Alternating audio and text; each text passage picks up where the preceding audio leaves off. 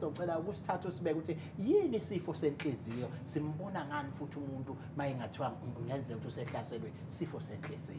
Okay. Ziningana izifo eziphatha eziba senhliziyweni noma eziba nemthelela enhliziyweni. So ngizoqala ngezisuke eziphethe mhlamba abantwana abancane.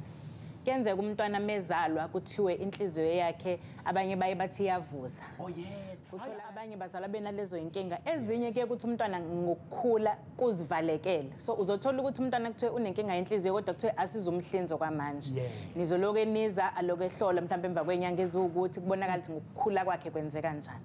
So uma ngabe kuhambe kwahamba kwazilungela akudingi ukuthi kuhlinzwe. Kodwa bakhona abanye ukuthi ngendlela okubonakala ngayo leyo mbobo noma lokho kuvuleka okusuke kungafanele ngabe kukhona.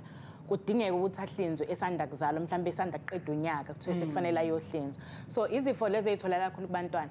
Bese kuthi ngokukhula ke kube khona ezitholakala ngeinhlobo zemikhuhlane. Umuntu meke wangena mhlawumbe umkhuhlane lokhu ungena emalungeni omzimba nasemphinjeni abese phathwa into ekuye kuthiwe i-rheumatic fever.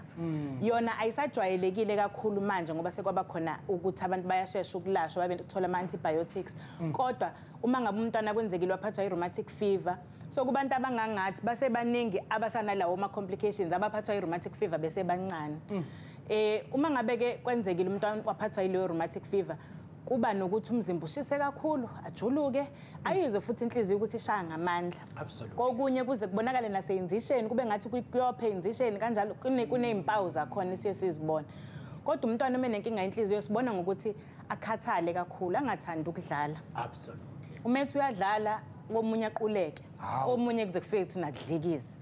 Lapho ngobani izinga le-oxygen alifiki kahle hle ebuchopheni ngenxa yokuthi inhliziyo ayiphampi kahle. Now sizokhumbula ukuthi inhliziyo ixhumene namaphaphu kakhulu. So umuntu umethi uyanyakaza inhliziyo kufanele ishaye ngamandla ihambisa oxygen ukuze isupply kumzimba wonke.